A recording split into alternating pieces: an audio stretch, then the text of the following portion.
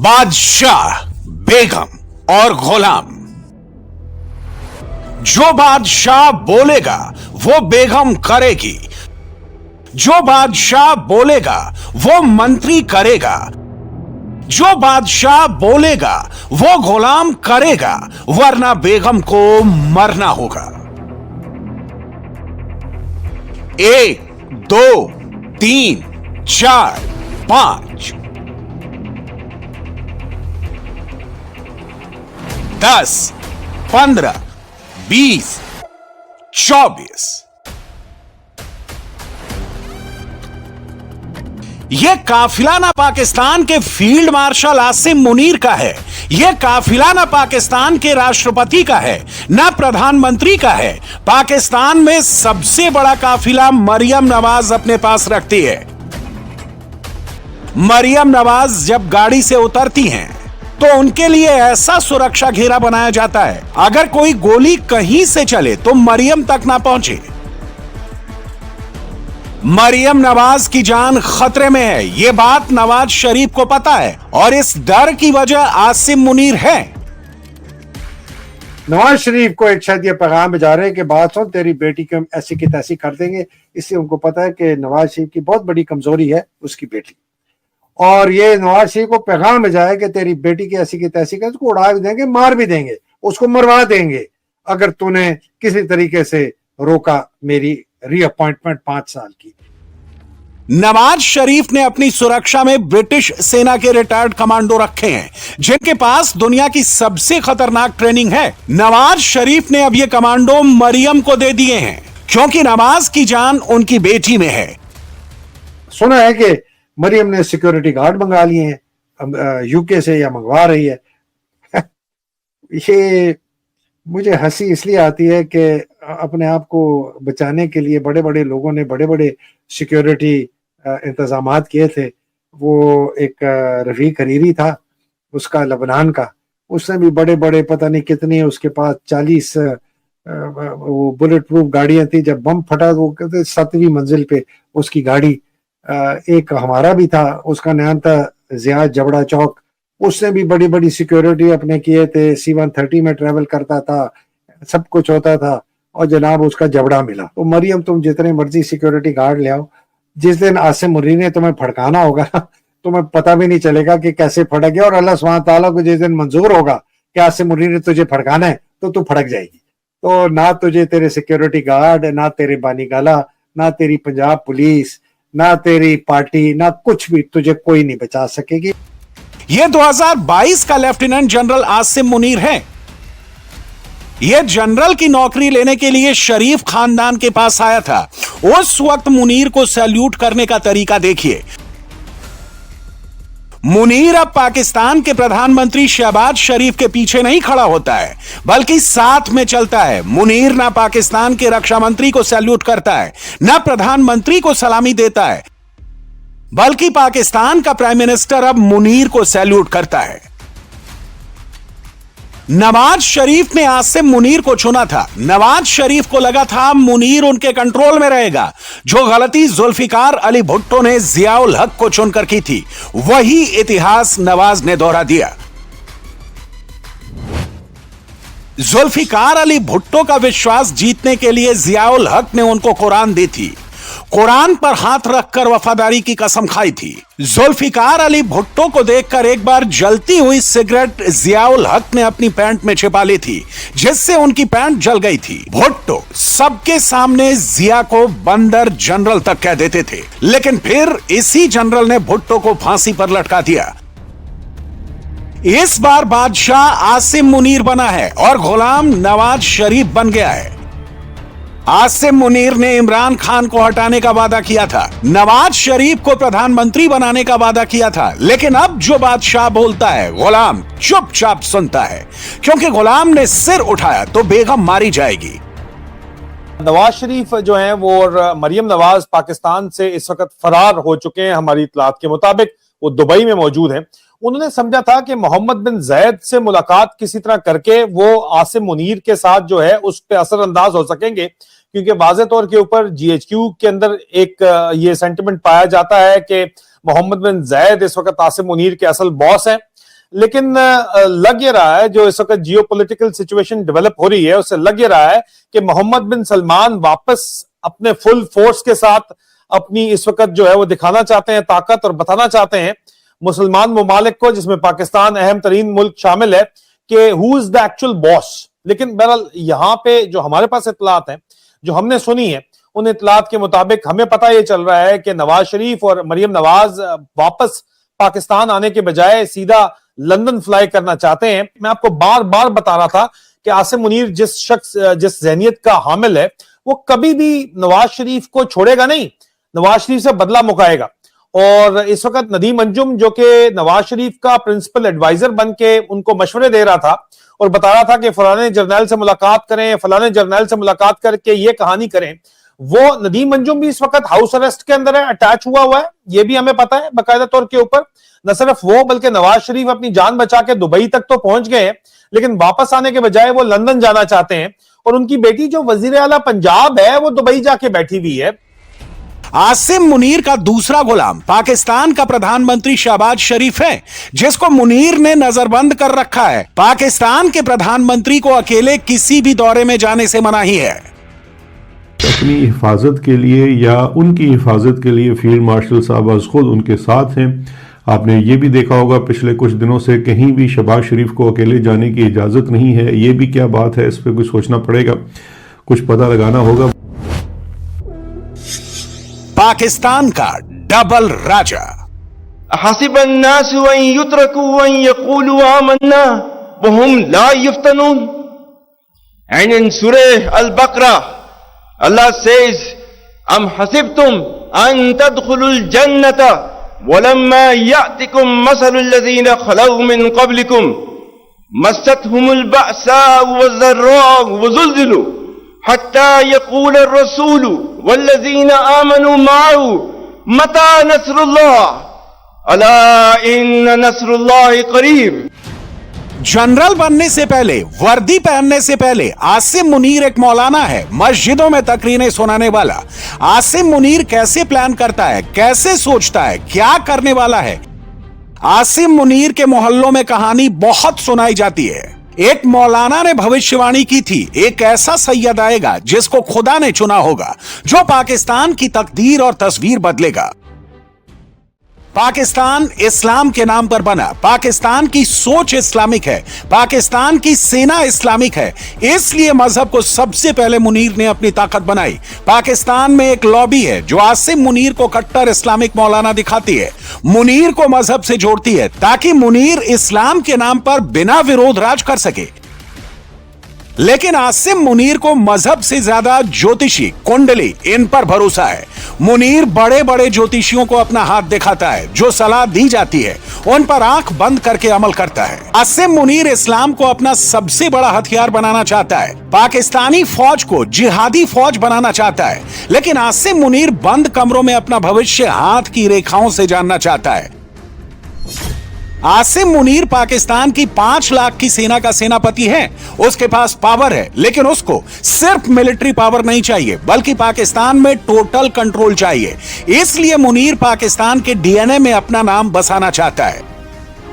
Trump के साथ Munir, Jinping के साथ मुनीर, सऊदी में मुनीर, यूएई के साथ मुनीर, पाकिस्तान को मुनीर दिखाना चाहता है। अगर वो नहीं है तो पाकिस्तान में कुछ भी नहीं होगा। यही मुनीर का डबल राज गेम प्लान है।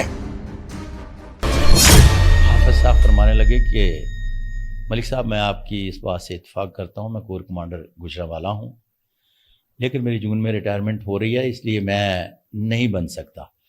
तो मैंने कहा सर, कमर जवेद बाजवा साहब के भी हैंड प्रिंट मेरे पास पड़े हैं, मुझे पता है कि वो कब रिटायर हो रहे हैं, आपकी भी डेट ऑफ बर्थ मेरे पास आ गई है, आप कब रिटायर हो रहे हैं, लेकिन आपके हाथ पर डबल राजा योग पाया जाता है, उनके हाथ पर सिंगल राजा योग पाया जाता है।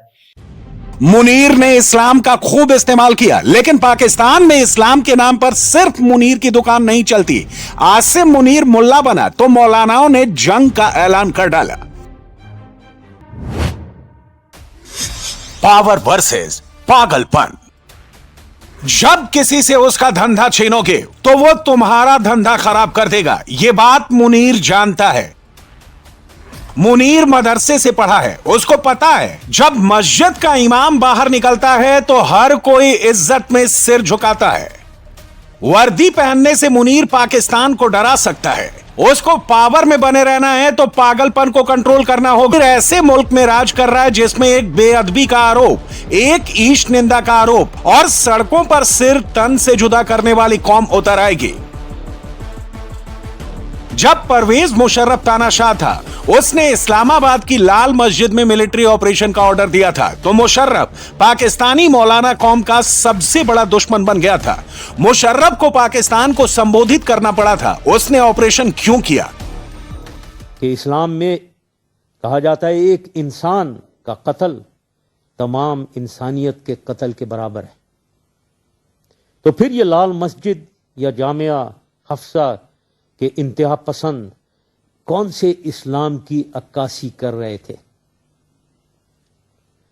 छोटे बच्चे और बच्चियों को लेकर इस्लाम की तालीम के धोखे में दहशतगर्दी और इंतहा पसंदी की तरफ डाल रहे थे।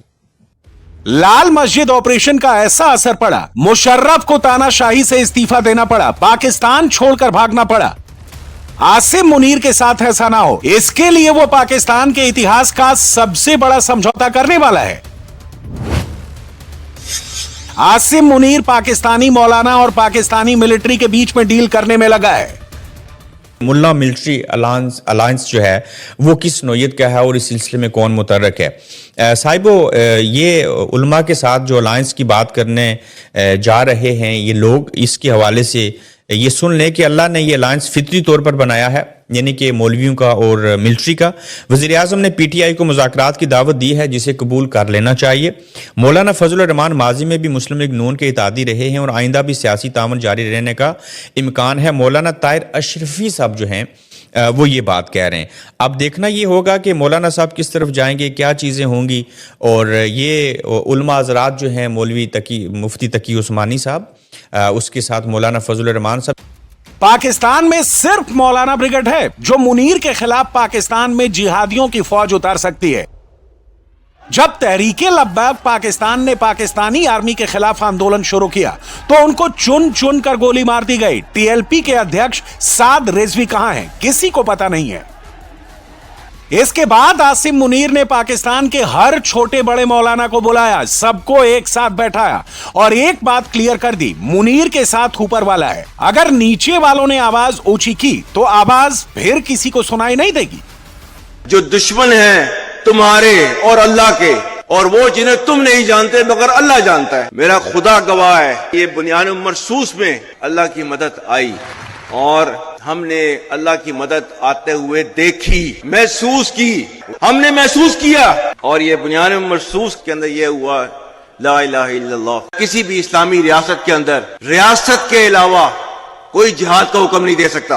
अम्र के मर्जी के बगैर, हुक्म के बगैर कोई जिहाद का जो है फतवा नहीं दे सकता। पावर से पागलपन आता है, पावर छीनने के डर से पागलपन और बढ़ जाता है। पाकिस्तान में मुल्ला बनाम मौलाना शुरू हो गया है। एक तरफ मुल्ला मुनीर है, दूसरी तरफ मौलाना है, जिन्होंने यह बताना शुरू कर दिया है पाकिस्तान की बर्बादी की, भुखमरी की वजह मुनीर ही है। 5 रुपए किलो दूसरा मान, गोभी गोभी वे गोभी गोभी है, 5 रुपए किलो दूसरा मान, 5 रुपए किलो दूसरा मान, गोभी गोभी बोल क्यों बर्बाद नहीं क्यों कख दिया, 5 रुपए किलो दूसरा मान गोभी। मौत का खेल शुरू। जब किसी को लगता है वो पाकिस्तान को समझ गया है, उसने पाकिस्तान को कंट्रोल कर लिया है, तभी पाकिस्तान उसको समझा देता है। उसको जहाज में उड़ाया था, इसे गाड़ी में उड़ाएगा कोई। ऐसे लोगों का अंजाम ऐसे ही होता है। जब से इंग्लैंड से आसिम मुनीर को बम ब्लास्ट की धमकी मिली है, तब से पाकिस्तान में आसिम मुनीर की तस्वीर बदल गई है। आसिम मुनीर अब बुलेट प्रूफ जैकेट पहनकर बाहर निकल रहा है, बुलेट प्रूफ शीशे के पीछे बैठ रहा है। जिस मुनीर से पूरा पाकिस्तान डरता है, आखिर उसको किससे डर लगने लगा? Field marshal Asim Munir field में जाकर जवानों के बीच बैठता था, टैंक पर खड़े होकर जवानों का हौसला बढ़ाता था, लेकिन अब अपने अफसरों से बुलेट प्रूफ शीशे के पीछे बैठकर मिलता है। पाकिस्तान में अगर एक जनरल डरता है तो उसकी वजह एक और जनरल होता है। Lieutenant general Nauman Zakaria, lieutenant general Nadeem Anjum. Lieutenant general Nauman Zakaria अभी 1 कोर के कमांडर हैं। लेफ्टिनेंट जनरल नदीम अंजुम ISI के चीफ थे, अब रिटायर हो चुके हैं। पाकिस्तान में तख्ता पलट हर बार जनरल ने किया है और हर बार उस जनरल को भी एक जनरल ने हटाया है। इस वक्त मुनीर को सबसे ज्यादा डर नौमान और नदीम से है, क्योंकि मुनीर जिस रास्ते से गद्दी पर बैठा है उस रास्ते का चौकीदार अभी भी नवाज शरीफ ही है। नवाज शरीफ एकदम साइलेंट हैं। मुनीर फील्ड मार्शल बना, कुछ नहीं बोले। मुनीर ने धमकी दी, कुछ नहीं बोले। मुनीर CDF बना तो भी कुछ नहीं बोले। राजनीति में सही वक्त और सही जगह बात का महत्व होता है और बात अब शुरू हो चुकी है। नवाज शरीफ ने लेफ्टिनेंट जनरल नौमान जकारिया को वाइस आर्मी चीफ का पद ऑफर किया है। पूर्व ISI हेड नदीम अंजुम को पाकिस्तान का नया NSA बनाना चाहते हैं। दोनों से मुनीर डरता है। लेफ्टिनेंट जनरल नौमान जिक्रिया, इनका नाम नून लीग जो है वो ऐसे करके टेबल के ऊपर पुश कर रही है कि जनाब सीनियर तरीन है और सबसे पहले इनका हक बनता है, तो आप इन्हें वाइस आर्मी चीफ करें। अगर आपने अपना चीफ ऑफ डिफेंस फोर्सेस करना है तो इनका वाइस आर्मी चीफ का करें। अब आपको यह भी याद रखना पड़ेगा कि जब अमेरिका की यात्रा शुरू हुई थी, पहली दफा हाफिज साहब आए थे तो साथ नदीम अंजुम साहब आए थे।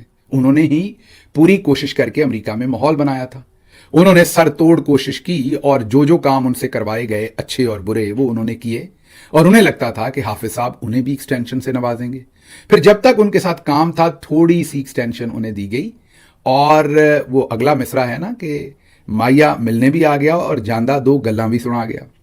तो जाते हुए हाफिज साहब उन्हें 2 बातें सुना गए और उनकी मेरा ख्याल उनके साहबजादे या साहबजादी की शादी थी, बस तब तक इंतजार किया गया और उसके बाद उनको फारिग कर दिया गया। दूसरे लफ्जों में टिश्यू पेपर की तरह इस्तेमाल करके साइड पर फेंक दिया, जिसका उन्हें बहुत ज्यादा गुस्सा, इस्तराब, वट जो भी आपने कहना है, जनरल नदीम अंजुम साहब का नाम दे दिया। जब आगे नाम दिया तो आगे से सुनने वाले ने कहा, हैं ये क्या?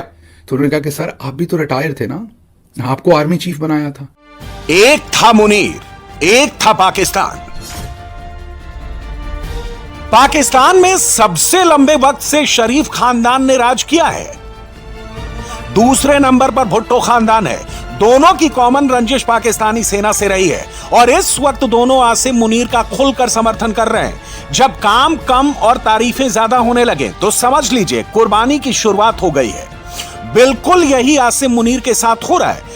ट्रम्प आपको दिखाई दे रहे हैं और डोनाल्ड ट्रम्प का मतलब यही है कि पाकिस्तान की भी बात होगी और जाहिर है कि जैसा कि कहा जा रहा है बार बार पाकिस्तान के लिए कि जी उन्होंने ट्रुप्स जो है अपने वो भेजने हैं गजा में और वहां पर जाकर हमास जो है उसको कह लीजिए कि उनसे हथियार लेने हैं या उनको लड़ाई से रोकना है। अगर इस किस्म की चीजें अगर पाकिस्तान ने एक्सेप्ट की, जो कि अभी तक तो यही कहा जा रहा है, जिसमें कि हमारे डिप्टी प्राइम मिनिस्टर इसाक डार साहब का भी ये कहना है कि पाकिस्तान गजा जरूर जाएगा या गजा में अगर गया अपने ट्रूप्स लेकर तो हरगिज हमास को गैर मुसल्लह या हमास से जो है हथियार लेने के लिए, वेपन्स लेने के लिए नहीं जाया जाएगा। वो तैयार हो चुका है अपने ट्रूप्स भेजने के लिए बार बार, क्योंकि हर तरफ से एतराज किया जा रहा है, जिसमें कि मौलाना फजलुर रहमान का भी कहना है कि जी इस तरह नहीं होना चाहिए और नहीं भेजना चाहिए। लेकिन फिलहाल जो है पाकिस्तान क्योंकि जाहिर है बुरी तरीके से फंस चुका है।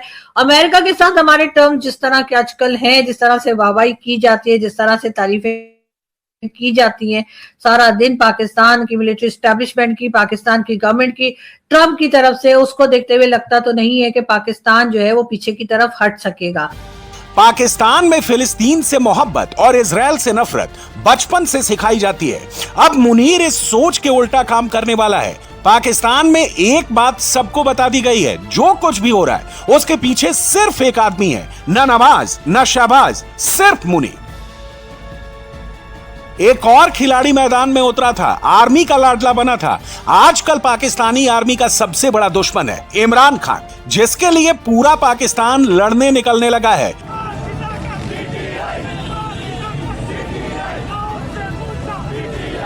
इस मुल्क में अपना जो कहते हैं ना स्टेक होल्डर्स हैं, इस मुल्क के लोग हैं हम, हमारा राइट है यहाँ पे, ये मुल्क हमारा है। 25 करोड़ लोगों को मुल्क से तो नहीं निकाल सकते अगर इनका दिल करे तो, कि बेच दो, ये मुल्क भी बेचना शुरू कर दिया इन्होंने। तो हम इसके लिए खड़े हैं, इमरान खान के साथ खड़े हैं। इंशाल्लाह जो लोग इमरान खान ने कहा स्ट्रीट मूवमेंट का, आप इंशाल्लाह देखना बड़ी जल्द लोग सड़कों पे जब आएंगे और कोई तरीका रह नहीं गया, क्योंकि हमारे पास ना कोई अदालत है जाने के लिए, ना कोई यहाँ कानून है। कानून तो सारा दिन ये तोड़ रहे हैं, तो इंशाल्लाह फिर लोग खुद ही अपना कानून वापस बहाल करवाएंगे। पाकिस्तान में शादी और बर्बादी दोनों एक साथ हो रही है। आसिम मुनीर ने अपने भतीजे के साथ अपनी बेटी की शादी करा दी। मुनीर की 3 बेटियां हैं, 2 की पहले शादी हो चुकी है, तीसरी बेटी स्पेशल चाइल्ड है। मुनीर ने किस बेटी की शादी अपने सगे भतीजे से करवाई? मुनीर का दामाद अब्दुल रहमान पहले आर्मी में कैप्टन था, अब असिस्टेंट कमिश्नर। इस शादी की कोई फोटो सामने नहीं आई, लेकिन इतना जरूर मालूम पड़ता है मुनीर अब नया इमरान खान ढूंढ रहा है।